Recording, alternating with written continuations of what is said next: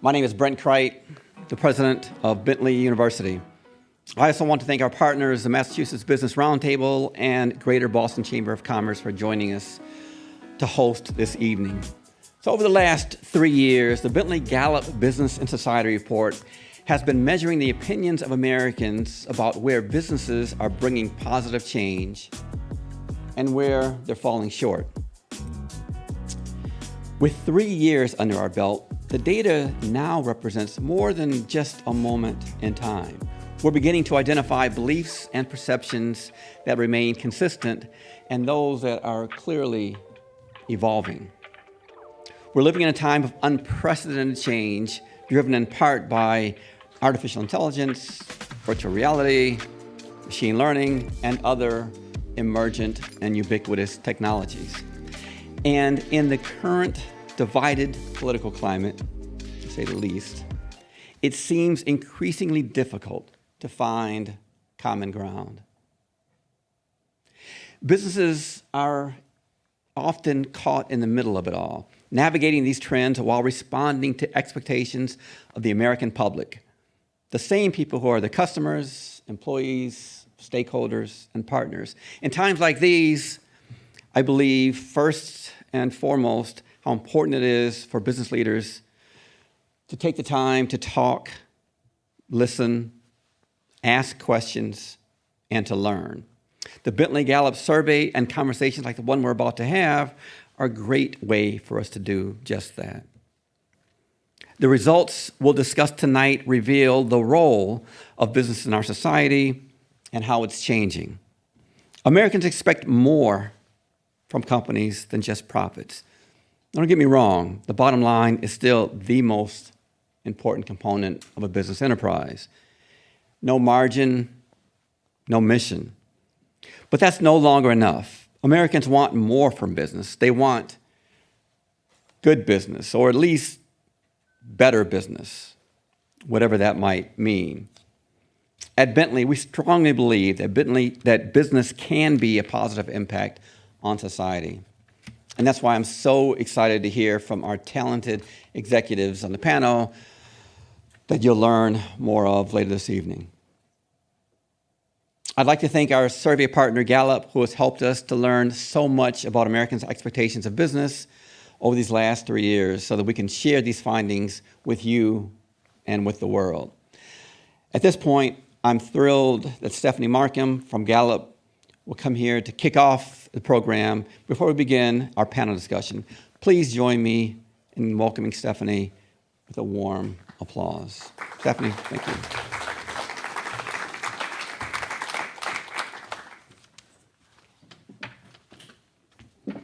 Thank you, President Chrite, and thank you to the entire Bentley team, not just for having me here this evening, but also for allowing us to be your partner in such important research. My name is Stephanie Mark, and I lead our research that we conduct with foundations, agencies, organizations who are really interested in conducting some sort of complex quantitative research for the purposes of furthering an important conversation nationally. And I would argue there's probably no more important conversation than how we reflect upon the businesses in which we work, the places for which we consume goods and services, and the organizations that have the ability to be that force for good, as President Chrite noted. So we've been measuring attitudes towards business at Gallup since 2001. Today, about 16% of U.S. adults actually say they have a great deal or quite a lot of confidence in big business, and about half of Americans say the same about small business. And while that research has been incredibly informative, it really hasn't told the nuanced story necessary to understand what is it that belies those attitudes, what would it take for businesses really to make a change in the average lives of Americans and really become that positive force for good that we know they can be, which is why I'm so grateful to the Bentley team for allowing us to be your partners in the past 3 years on this important research. Over the course of that time, we've interviewed about 5,000 U.S. adults to really understand their attitudes towards businesses, the extent to which they are having that positive impact, not just in their lives, but in the communities in which they live and society more generally. And that's allowed us to look at general trends across all U.S. adults, as well as trends among subgroups of the U.S. population that are really interested in understanding this issue. Subgroups like racial and ethnic subgroups, age subgroups, different party affiliations and political identities. And I'll be sharing some of those insights here this evening. Just for the purposes of this conversation, I'll really focus on a few key findings that we released yet this year, just about a week ago with the Bentley team. But I would encourage you to go in more detail and read the report online because there are so many more insights we couldn't possibly cover tonight. But among the most important questions that we've asked Americans over the course of the last few years is to what extent businesses are having a positive impact on people's lives. And on this important question, business generally gets pretty good marks. So more than half of Americans, 63%, say that they believe businesses are having an extremely or somewhat positive impact on people's lives, which again is a pretty positive mark. Unfortunately, we don't see the same for their impact or their perceived impact on the planet and the environment. A much smaller percentage, just 24% of Americans, say they believe that businesses are having an extremely or somewhat positive impact on the planet and the environment more generally. Now, we know this from our other research. This is actually a unifying issue. We just released research yesterday at Gallup that finds that a record number of Gen Zers are really concerned about climate issues. In fact, across all party affiliations, all political groups, this is true.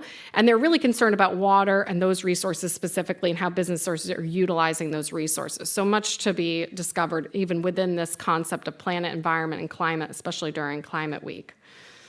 We've also looked at issues of corporate activism and the extent to which Americans want businesses to be weighing in on what we perceive as current events or political issues. Now, when we began asking this in 2022, we saw that a large number of Americans did report that they expected or wanted businesses to be weighing in on these types of issues, 48%. But you'll see over the last 2 years that number has declined to 38%, which is a pretty significant decline in just 2 years' time. At Gallup, we like to say anything above and beyond 3 to 4 percentage points in any given year is rather substantive, right? It's statistically significant, but it's also meaningful because that represents a large proportion of Americans who've really changed their attitudes on a specific issue. Now, I will note there are some important differences by subgroup of the population. We do find women, people who identify as Democrats, Asian American, Black American, Hispanic American, and even those who identify as LGBTQ+ are more likely than their peers nationally to say they think businesses should be weighing in on these types of public events or current events in general. Now, of course, we've seen a decline, right? We'd like to say that corporate activism attitudes have cooled a little bit in the US based on these data. But we also see there are significant differences when we ask Americans about specific topics, right? So in general, they're less likely to say that they believe businesses should be weighing in on these topics. But when we ask about things like climate, diversity, equity, inclusion, mental health, we see that more than half of Americans actually believe that businesses should be weighing in on those types of issues specifically. And those have remained pretty steady over time, although this is the first time we've asked about diversity, equity, inclusion specifically. When we look at issues like freedom of speech, healthcare issues, we see about half of Americans report that they think businesses should be weighing in on those issues. And then you start to see that attitudes start to decline, right? Less people believing that businesses should weigh in on these types of issues of gun laws, immigration policies, international conflict, really the smallest proportion being around issues of abortion, as well as issues of the political candidates and religion specifically, which gets the least ratings from those individuals for whom we survey. Now, we also asked about artificial intelligence for the first time last year. Obviously, the proliferation of AI tools in which consumers are interacting with as they engage in businesses made this question particularly relevant to our research.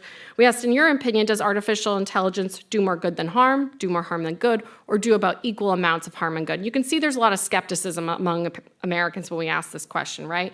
Just 10% say they think it'll do more good than harm. A larger percentage, 40%, say they think it'll do more harm than good. And then we have about half that say it'll do essentially as much harm as it does good. That was in 2023. What we found from 2023 to 2024 is the attitudes improved slightly on this issue. So while it's still a small proportion, 13% today say they think it'll do more good than harm. And then you'll see a smaller percentage think it'll do more harm than good. And then, of course, we have about 56% that's saying that it'll do about equal amounts of good and harm. So improvements, although still significant skepticism among the US population on this topic. And so much of what we've learned in this research is so much of that skepticism is really related to concerns about how AI tools will be used. And principally, you see a lot of skepticism and concern among Americans in terms of whether or not it will be used responsibly by business. 77% of those who we surveyed said that they were concerned it wouldn't be used responsibly by those businesses to any extent. And then we saw another 75% say they were concerned about the elimination of jobs due to AI tools, which again is likely clouding their judgment when they think about the net impact of AI tools more generally in that prior survey statistic I shared.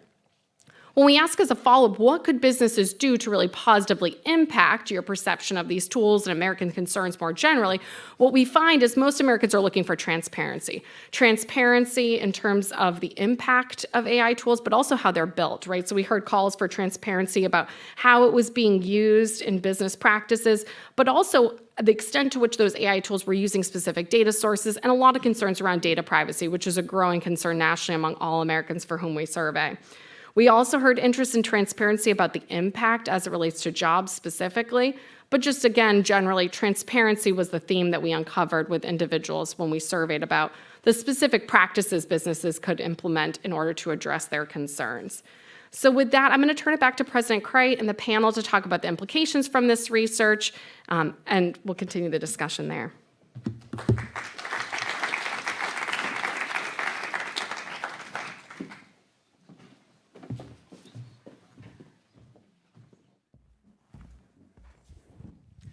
Thanks so much, Stephanie. I appreciate it.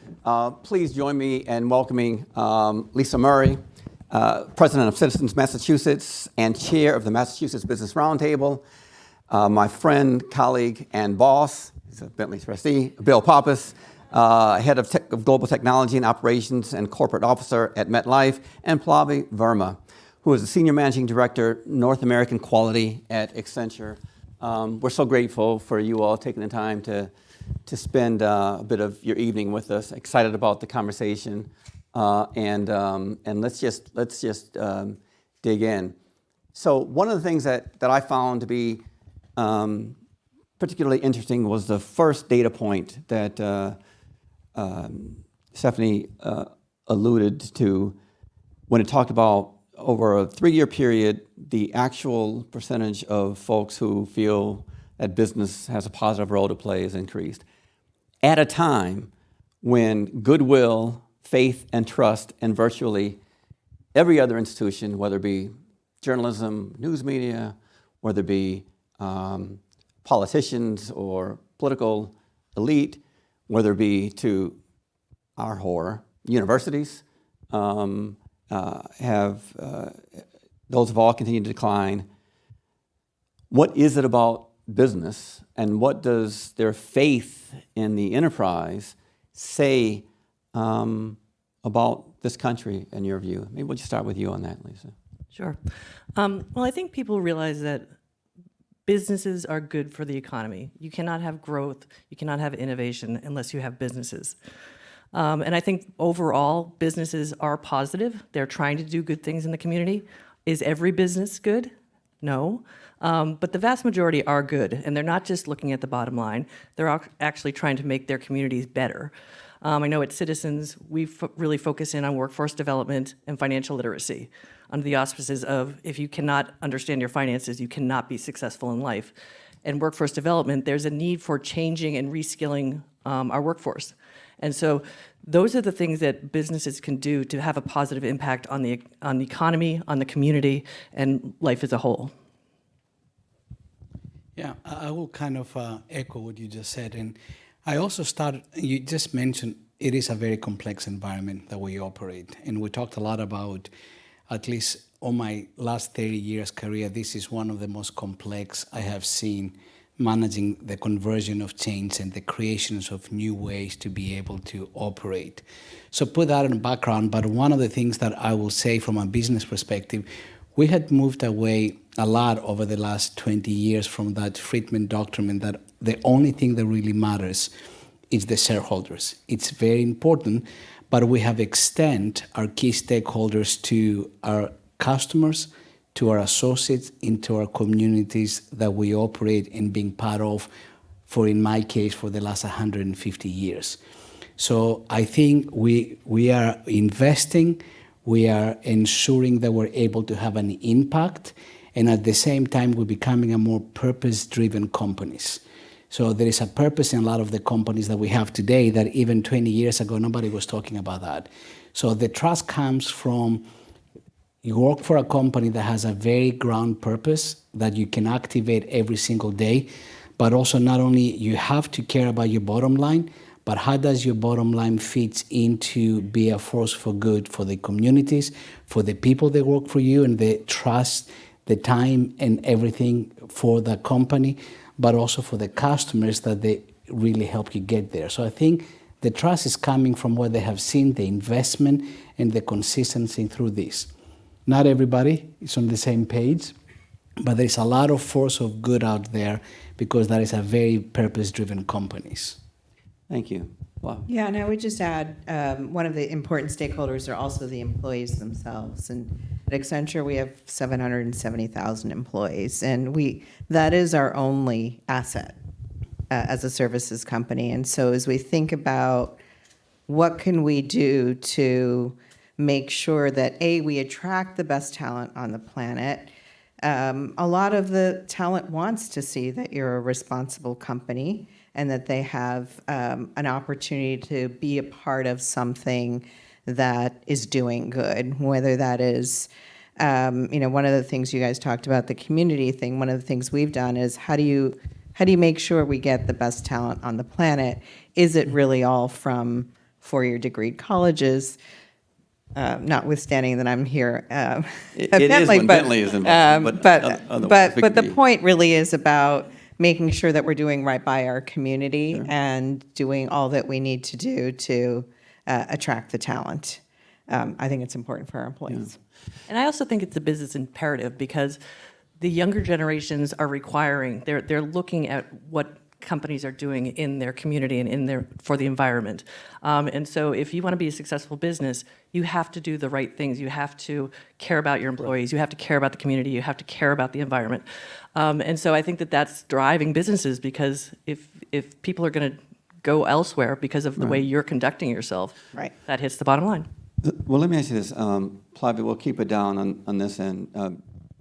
Bill talked about, and Lisa just seconded, this notion, importance of purpose-driven. But break down, if you will, how you negotiate the space when there is tension between the broader, higher dimension institutional organizational purpose and return to shareholder or profitability. There is often a logical and understandable conflict. And give us a sense of how your company seeks to navigate that. Yeah, I mean, I don't actually think there's a conflict is the way I'd answer that. I think that doing the right thing is better for business. Whether it's doing the right thing for your employees or setting an example for your business community even about, your sustainability practices, whatever it might be, I don't actually see it as a conflict. When you do, I think there's lots of research out there that when you do the right thing, that will be better for business. So I don't actually see that as a conflict as much. And I will say that, I always say that you get paid not to operate that simple, either one or the other. I think it's you get paid and you develop leaders to be able to manage a lot of the gray. So to your point though, we spend a significant amount of time making sure that we understand what those individual outcomes will be, what are the interdependencies, and when you have to make a very deliberate decision, you make a very deliberate decision. It's not happened because it was happening by accident. So I think from a leadership perspective, the expectation is do good. Obviously, it's going to get you the results, but the expectation is when there is that interdependency or the conflict, you have to figure out what is the right outcome for this. So anybody that I work to, I spend most of my day not to be able to do either or. That will be very easy. Nobody wants me if that's the only thing that I need to do. It's how do you be able to manage that conversion of the conflicts that you have every single day, and how do you develop that framework that people understand what those guardrails are, and if there are conflict, that conflict needs to be escalated, that conflict needs to be discussed. And we've seen a lot of examples when you don't have that framework, you will know exactly who those people are. So I think it's more complicated because you have to manage that way. It's not what it used to be. Thanks. Lisa? Yeah, I would say, you could even break it down into just the concept of DE&I. any data that you look at regarding DE&I, companies that have a more diverse board, executive management, set of colleagues, they do better. Their stock is more resilient, their profits are higher, their employee satisfaction is higher. So it just goes to show that it is somewhat of a virtuous cycle, that if you do good, you will be better. And so I think that transcends all the things that we're talking about here. So maybe that's a segue into the next. I was going to wait a little while, but since you brought up D&I, there have been some notable companies in the very recent past, Ford Motor Company, Lowe's, to name a few, who have demonstrably and clearly communicated their commitment to retreating from what was heretofore a robust commitment to D&I.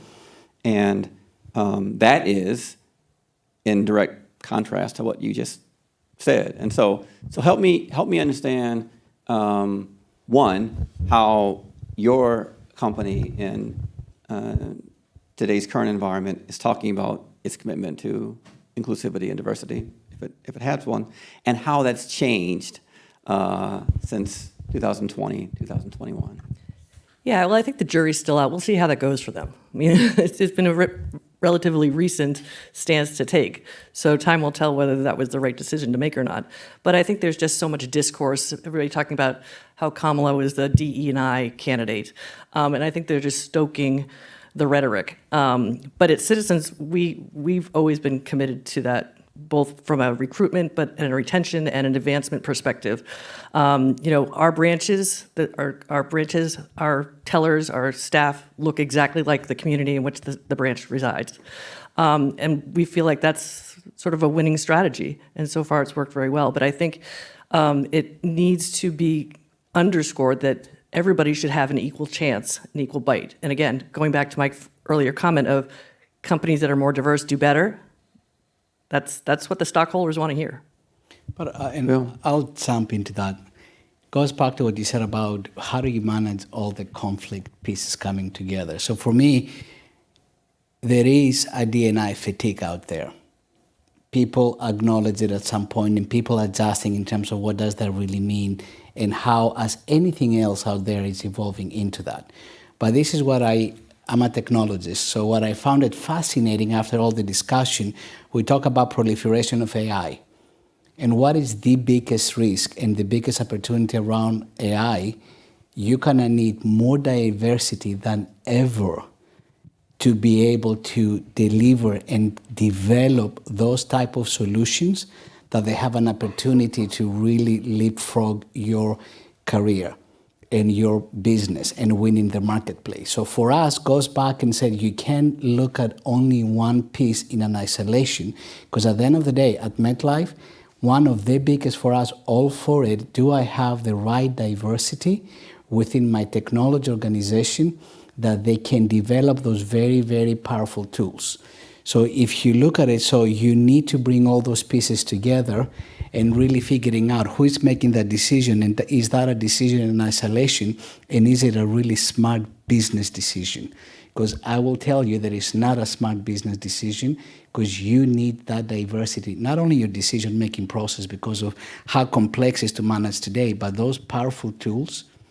The worst thing you can do is developing them in a way that you're not going to be able to win in the marketplace. So there is a fatigue, there is a discussion, there is a commercial need for it, and we always talked about it, and I agree with you, the outcome, when you have more diversity into your decision-making process, it is stronger. When you have more diversity into your development process, it's more robust because it represents a broader kind of makeup of your clients that you have. But it is, to your point though, just to be accurate, it is a hot topic. It is a topic that people are talking about it, but it's becoming more intense if it's only been discussed in an isolation versus an input to be able to differentiate in the marketplace, to do good, and to be able to have a broader impact. Thanks for that. Flav? Yeah, no, I couldn't agree with you more, Bill. we haven't wavered on our D&I commitment. In the last 6 years, we've been number one on the global Refinitiv Global Inclusion and Diversity Index globally. We made a public commitment to have 50-50 women in our workforce by 2025, which is next year. We're at 48%. For a largely technology-based company, that's an amazing number. And our results will show for themselves on that. I do think that the reason it's important is what I said earlier, which is to have the best talent on the planet, regardless of what that talent looks like. And having the diversity. I mean, our clients, we work on behalf of our clients. Our clients expect the best from us. We can't bring the best if we don't have diverse thinking going into it. And so it is really important, and I think it's a survival thing for us. If we don't do it, I think we will not survive. So it's an imperative. I'll tell you one more thing, because you get me excited now. But MetLife, next week, everybody's clear that we don't have enough diversity in females in technology, to your point. We had worked with a lot of the big tech companies, IBM, Microsoft, SAS, everybody that you will see and you respect. And every year we bring together for 2 days everybody that we're able to help us figure out how do we move, how do we attract, how do we develop. We have 11,000 registers for that free 2 days company. So there is definitely a pool, and there is definitely a need, and there is a lot of people and there is a lot of companies that they see this as a competitive advantage to be able to bring to your bottom line. In addition of being the right thing to do, it is a competitive advantage. And if businesses are smart enough, which they are, and if they're not, to your point, time will tell who will be able to differentiate in the marketplace. Right. So let me I don't want to stay on this too long, but there's a question I just want to probe a little about as it relates to this topic. So there's been an evolving and emerging narrative out there on wokeness, on DEI, and there is fatigue, and there's also been the sort of weaponization of those concepts by both the right and the left. To what extent, if any, does business have an obligation or opportunity to actually clarify or define that narrative, to enable a different kind of conversation because of what you all so elegantly talked about? Or is that a tax on shareholders, tax on the firm? I guess I would say this: transparency is key to this. And this isn't about, we're a very firm on this point. This isn't about giving people who aren't qualified jobs or opportunities, and being transparent about the process that you go through of getting people hired in or giving an individual a promotion, and how you have a diverse slate to do it, and just having consistency of the approach. I think, Bill, you talked about that earlier, of having a framework that you're following. Being transparent about that framework is the way that you can manage through that. And then, if you're not transparent, then you leave yourself open to people interpreting or creating their own narrative. And so I think it does behoove us to create the narrative with transparency, with structure. And I think that's what helps us. I appreciate that. Bill, and then Lisa, we'll move on. I agree with this. And for me, when you said you need to have the dialogue, and I think I can speak for my own company, the dialogue is there. We take the pulse of the organization in terms of what does it feel to be part of the company? What are the things that you think that we're doing well versus what are the opportunity? How do you have that transparency and communication? We have the framework. We have tremendous amount of networks and community that people come together to be able to really kind of put a lot of this into their own words and figure out what needs to get done. We have a very deliberate framework in terms of how do you attract, develop, and mentoring the diversity across the organization. So I will go back and I said there is plenty of opportunities for big companies to be able to have enough structure to cause the right dialogue. To your point in being able to at least be very clear internally in terms of where you stand for.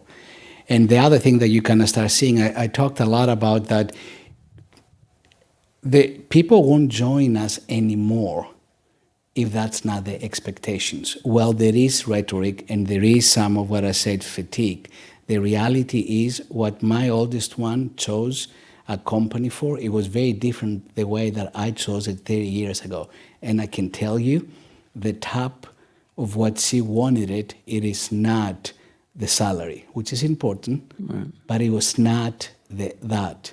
So you have people that they're demanding. So from a business perspective, you're not going to have a lot of choice, but to be able to adapt. Otherwise, going back to what you said, you're not going to be able to recruit and retain any of those. So we have to shape the discussion. You have to put the structure in place. You need to cause it. You're not going to win everything, but nobody can tell you that it's not enough transparency, enough dialogue. Nobody will agree for everything, but you should have a place that is okay not to agree with everything. Right. But everybody understand what is the framework that we as a business operates. And you can make a choice. But that it is a huge need for us, especially with the new generation that are coming into our workforce. Thanks, Bill. Yeah, I completely agree, and I think the transparency is key, but I also would say we need to be unapologetic. We're not woke, we're just good business people. And the more you don't try to defend yourself, but have the data at hand to say this is why this is good business, you just have to let the rest go and just be on message, and this is why we've decided to do this. These are the reasons why we've decided to do this, and this is why it makes sense for us as a corporation. Yeah, no, thank you. I appreciate that. Let me pivot. So we are a couple of weeks away from October 7th, and that conflagration had a profound and consequential effect on certainly my industry and leadership and fallout, and on our students and across this country. And I want to ask you about how you have responded to that as an organization. But first, can I just a show of hands? How many of your organizations sent out a letter or memo after October 11th, 2023, to your stakeholders? September? No, the Middle East conflict. Oh. October 7th. Oh, October 7th. Mm-hmm. After the violence. But We did. Did you? You did? yeah, we did Bill? too, but because our footprint, it's such that our people work in those regions. So talk about, at the beginning, talk about complexity. I'm in 40 different countries. Right. I have MetLife people that they're working in those countries. And it's the same thing that happened with Ukraine, the same thing that happened there, and it's the same thing that happened over there. So our ability to be able to reach out and being able to ensure that and communicate that our people and make sure that where we stand from, it's a practice. Lisa? Yeah, we sent out something brief just denouncing any sort of unprovoked violence. And, feeling for both parties at this point. We did the same with Ukraine. The fact that Russia went into Ukraine unprovoked, that's what we were denouncing versus any sort of religious or political bent on it. Same. So what- Basically similar to Lisa, and then Right. we used through our So what was the Accenture message, Foundation. Bob? The message was similar, denouncing unprovoked violence and supporting the people in both countries. Right. And we, through our foundation, donated to both countries. And talk to us briefly, if you don't mind. What kind of feedback did you get? What was the response from stakeholders, whether your employees or others? I mean, I can tell you that there is the feedback around you always do the right thing for your people. You always align back to what we believe as a company. not everybody, I have, my team only is like 40,000 people, so everybody's going to have a very different point of view. I'm asking them to have the point of view that we as a company have been agreed to and we need to respect. To your point, no violence, I mean, all of that stuff is very important for us. So did everybody agree with some of what we're going to communicate? Probably not. Everybody respects that we're taking a stand that is very consistent with a lot of those conflicts across a footprint? Yes. So there are lots of conflicts in the world today, from the Horn of Africa to the Middle East to Central and Western Europe. What are the criteria? What are the data points? What are the protocols that a lot of you all utilize to determine when or when not to take a stand? Yeah. Yeah, it's an interesting question. I'm not sure I know the exact formula, but I'd say we look at where our people are. So that is part of it. And where we have a large presence, I think, is when we need to take a stance. And often we do get feedback from our employees if we're not. So I'm not saying that one necessarily drives a particular outcome, but we have a very close relationship with our employee resource groups who, feel comfortable in voicing their opinions on things. And we've been known to correct or respond based on feedback as well. No, how do you all decide? I mean, it's the same. Anywhere that we have clients, everywhere we have an associate, we will be able to respond and we'll be able to act through the foundation, through the help, and ensuring our people are safe, ensuring that we're able to continue servicing our customers, and ensuring that the company is protected throughout those conflicts. So that has been our framework, and it has worked well. Like I said, it's just there is going to be, and the good news is when the people have feedback, there is the mechanism for those feedback to be able to be raised, to be registered, and being able to be acknowledged. So we're not looking for anybody. You're not going to get 60,000, 100,000 people. Nobody's going to agree on anything. But we need to agree on the framework, and we need to agree why we're doing and where we need to have a point of view. And that point of view is because you have a customer, you have an associate, and you have a community that we have been part for a very long time. And at least for the base humanity, you need to be able to do that. We're not getting into the religion, we're not getting into that. I don't believe this is our job to do. But as human beings that has and delivering in those regions, you have a point of view when it comes to that. Lisa? Yeah, I would agree with that. I would say we tend to not take a stand on things that are very controversial, where there's good points on both sides, because we have a client base that legitimately has views on either side. What we tend to be more vocal upon is climate change, DE&I, anti-racism, things that we feel like we're on the right side of the equation on those. But again, for us to weigh in on Gaza and Israel, we're just not going to do that, because this has been going on for decades and centuries, and it's not an easy fix, and it would be inappropriate for us to speak to it. Thank you for that. I want to move to AI, and you saw that the data, a rather low proportion of Americans appear to have faith and trust in the private sector to effectively and responsibly harness that technology. We did hear from the survey that transparency is critical. Give us a sense, Lisa, about how your organization is leveraging AI and how transparent you think it ought to be or currently is in defining its commitment to that technology. Yeah. So I would say, make no mistake, those who do not engage in AI will be left behind. It is here. It's not going to go away. But it's how do we interact with it, and how do we voice what we're doing? So we as a bank are very proud that we're sort of on the cutting edge of technology. So we've been using AI for a while, but not in a way that is intrusive. So we'll use it in our customer service unit to file through data. But at the end of the day, where AI is not going to replace the human interaction. We can use AI for efficiency and effectiveness, but then a human is going to have to interpret that data and use it in a way that makes sense for the business.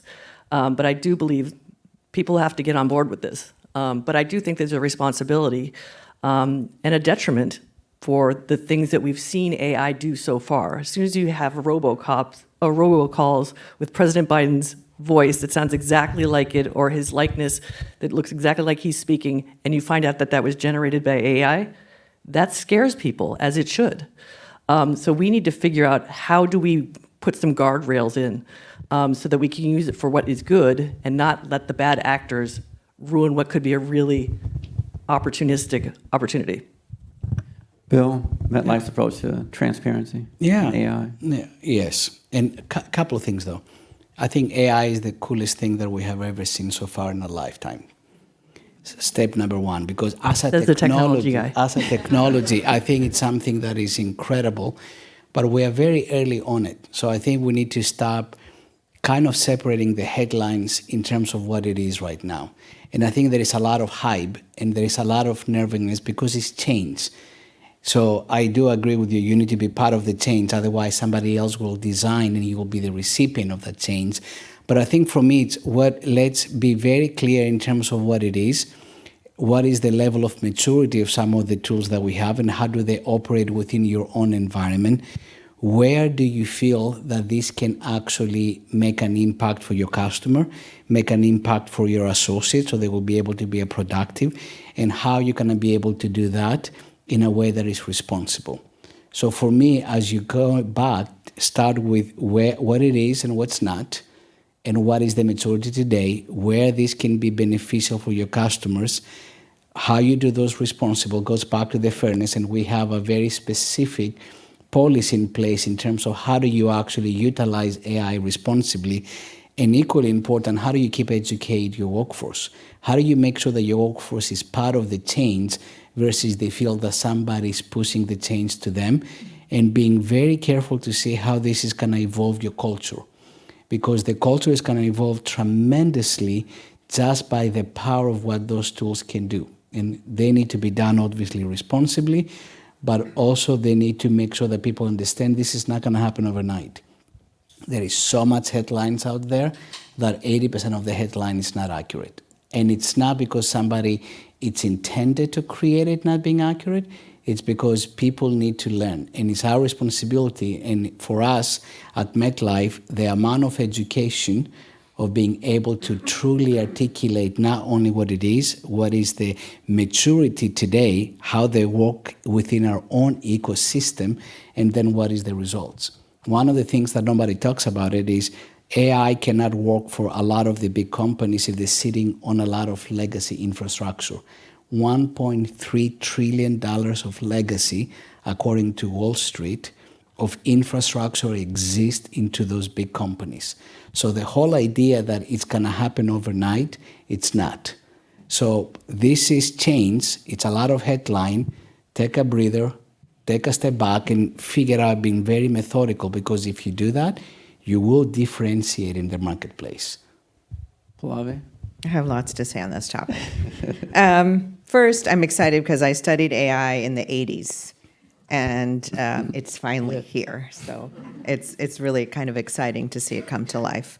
I think Bill talked about responsible AI. We're working with hundreds of clients right now and working on that specifically, exactly that framework of figuring out, assessing what you're doing, what is the risk that you're doing, how are you managing it, how are you testing what you're developing out. And I think that's an important aspect that every company that's dabbling in AI should have. I have an example where we developed something using generative AI for our employees, which I thought was really cool. So it was annual performance time, and you have to put in performance feedback for all of the people that work for you. And generally they put in their own, review of what they've done. And so in the tool now, you can put in a few words about sort of the tone and the tenet of what you want to say, and it will create fully your response back based on what they wrote in. And obviously, you're going to edit it, and you're still responsible for making sure that you don't just take whatever's written and they make sure you do that. But I'm telling you what, it saved me a lot of time. It was very exciting. So now the data issue is that it's just pulling the data of what the people entered along with what is already in our systems about the data about that individual. So it combines all those automatically and creates a summary for you, which was fantastic. On an overall, you think about where the world is going. 60% of the jobs that existed in 1940 don't exist today. So, we've always been on some transformation. This is just another journey we're going to be on. A number of our jobs, I just gave you an example of how my job is affected. All of our jobs will be affected in some way, shape, or form. I believe it will be to the better. We do need to, as a company, as a country, as a society, we will need to put in some guardrails to prevent the bad actor kinds of situations and have new laws about what happens to somebody when they develop something like that. And I think we're going to be on a journey on that, and it's not going to be easy. And we do need to address it, I think, as a society. But I think there's lots of smart people thinking about it. In the meantime, we're all going to be responsible AI consumers. But one more thing to add to this. The thing that keeps me up at night, though, it's the same tools that there is available to a lot of the responsible companies, that is available to a lot of threat actors as well. So think about cyber and think about not only at a company, at a country level, and those tools being able to utilize for people that they have no other focus but to spend as much money to be able to get to do you wrong. Nobody cares about they don't really care about the culture, they don't really care about the people, they don't care about how the shareholder versus your customer versus your community. They have one goal, and this is taking this and weaponize it.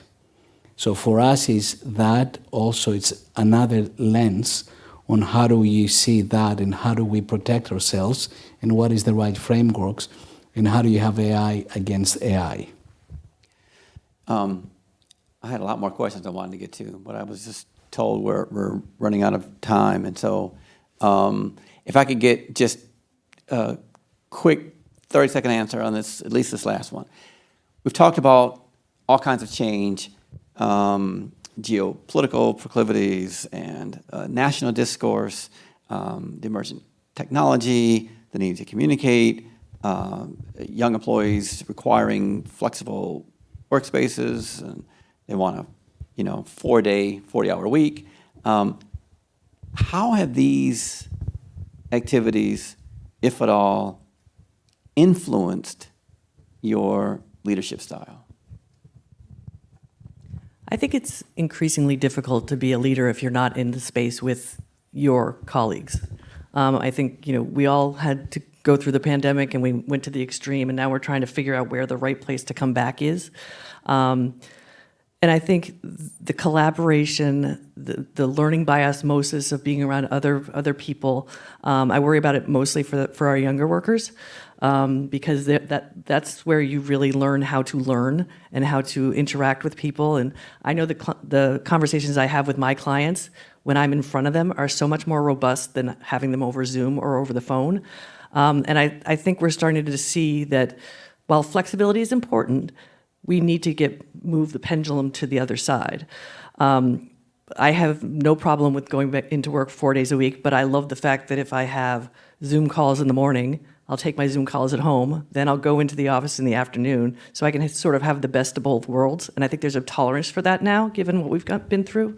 But I do worry that if we don't get back to in-person, we're going to lose that interpersonal connection, and that's such an important part of certainly what we do at the bank. So I'm hoping that we can find a happy medium. That being said, with unemployment at 4.2%, people are going to, who feel strongly about wanting to have virtual job, they're going to find that opportunity. When unemployment's higher, you don't have as many options, and so you can kind of push that envelope a little. Bill, your approaches to leadership versus I think from a 10 leadership, years ago. if I go back to build 1.0 versus 2.0, I think it's learn, unlearn, and relearn again. I have never had to think so much on what do I need to let go. It may used to work, but it's not going to work today. What do I need to learn fast enough? And then my ability to relearn it over and over again. So I think that's like, and basically you need to be contemporary. This is a generation, I mean, we work with 5 generations in our workforce. So you need to be able to how to make them more effective. And I actually think for the workforce perspective, I just don't think the 4 to 5 days is the issue. I wish that was the only issue. Right now you have a workforce that think very differently from what I did and everybody else as we were growing up. Their job is not the number one priority. And it's not a judgment if that's good or bad. It's not. It was for me. It was very clear what was my number one priority.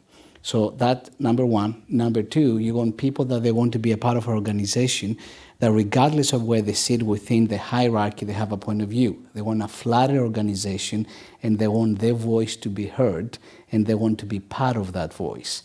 You want somebody that has more, they want to be more flexible, to your point, going back to is it 4 or is it 5 days? And they want to be able to learn and unlearn in a way that we have not seen before. So for me, the challenge, but also the excitement, is they're teaching us very differently in terms of what is it going to take to attract, retain, and energize. If the only thing I have to worry is decide if it's going to be 3 to 4 days, that will have been very easy for us. But that's like the least of the worries that we have. And I think it's exciting. I don't think it's a worry, but it's a new input. It requires a new leadership and requires a more hands-on leadership than we have ever done before. Thank you. Flavia, you get the last word on this. Have I evolved as a leader? I would say, I continue to learn, to your point. One of the things that we do is unconscious bias training. And I think about that every time I go through it to understand what my own unconscious biases are as I'm interacting with people and how that affects them. And so, when you move from being a manager to a leader, you become much more aware of the words that you use and what the impact is on the individual, and working really hard to really do what you need to do to bring the best out of them instead of just trying to communicate whatever it is you're trying to communicate. I give you one example. This is just really only maybe 7-8 years ago. A gentleman came at the end of a meeting that I was leading, and he said, "I want to thank you for doing this in the meeting." I said, of course I'll take a compliment. What did I do? And he said, "You acknowledged my point." And it really made me take a step back and think about the fact that, to me, that meant maybe I was not acknowledging everybody's point all the time, and how important that is, and how do I bring out the best in everybody. And so I think being a leader means you continue to evolve and learn, and I'm very much aware of that. And really, even myself, I know how I feel if I don't get acknowledged when I make a point. So, I think it is about continuing to get feedback and learning from that. And as it relates to sort of I think the workforce, you need to continue to evolve on that. For us, whether it's, we don't have a definitive, you must be in the office, because we're a company where people aren't in the office all the time anyways. They're at clients or doing different things. I do think it's important for us to think about how to make sure we're getting people, because culture is important. Culture is important. Having face time with your clients are important, and we need to focus on those things to develop that. That'll be critical for us. Thank you. We have time, I think, for a least a couple of questions. There's a mic around here if you have a question. Thank you for the great conversation. My name is Masti Bruno. I'm currently a junior at Bentley University. Great school, by the way. What I was wondering is, so in the data, you guys touched on this a little bit, talks about how overall, I think it was only 38% of people want businesses to take stand on current events. But I know in my age demographic, I think the data was almost 10% higher. And just from talking with my friends, and we care about what business have to say and what's going on in the world. I was wondering, how does that impact your company's decision-making processes when it comes to speaking out on these issues, knowing that different age groups want different things from you? Yeah, I can start and everybody else can jump into this. Like I said, there is 5 generations in our workforce today. So we're starting with that, and acknowledging that is very important, because everybody, what drives them, what motivates, what they want is very, very different. And then I will go back to, what does it make sense for the company that you work for? Where are your client base? Where are your people and your associate? Where do you need to be able to protect your customer and your company assets? And then you're going to make a decision. It's not as simple. Like I said, if I go back to those 5 generations, everybody has a different point of view and a very valid point of view.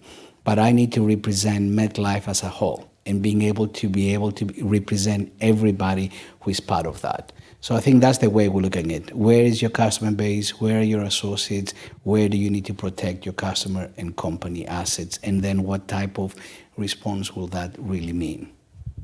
Yeah, I don't have anything to add. I totally agree with that. I think, you have to stick to your strategy, and there'll be ebbs and flows of people that agree with you and disagree with you at any given time, but you just have to be consistent in the messaging that you give.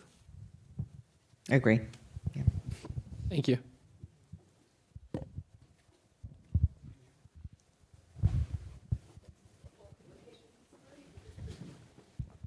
I think ERGs were mentioned, diversity was mentioned, and I was just wondering how the role of these ERGs have changed over time. I'm a lead of an ERG myself, so always curious to get tips.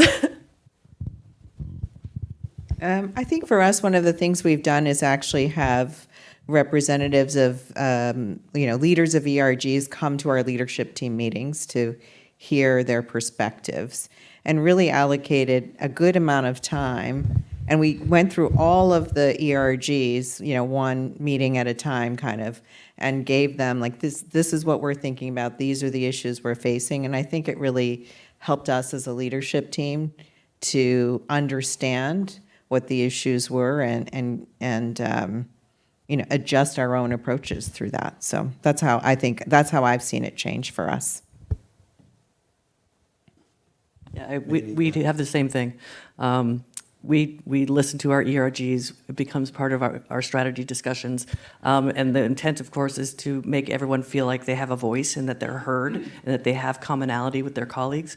So I think the invention of the ERGs and the BRGs are just fabulous for, again, connecting on a cultural level with all of your colleagues. So, we're listening. Same. One more? Thank you. Thank you for the panel. So I would like to focus on the change the world, a part of the title, especially the multinationals here, MetLife and Accenture, right? So multinationals are usually vehicles or sometimes instruments to disseminate values of your home country across the world, right? So, and what we've seen is also a weakening in democracy around the world. So is that something that you discuss in the boardroom? Like what we're going to do about it in the different places where you all have operations who are not, democratic countries or where democracy is under attack? Yeah, I mean, like I said, we have presence in 40 different countries. So as part of the strategy, you made very deliberate decision where you want to be and where you don't want to be. Where do you think the opportunities are? Where do you think the threats are? And does that really make sense for the shareholders? Does that really make sense for who we stand for?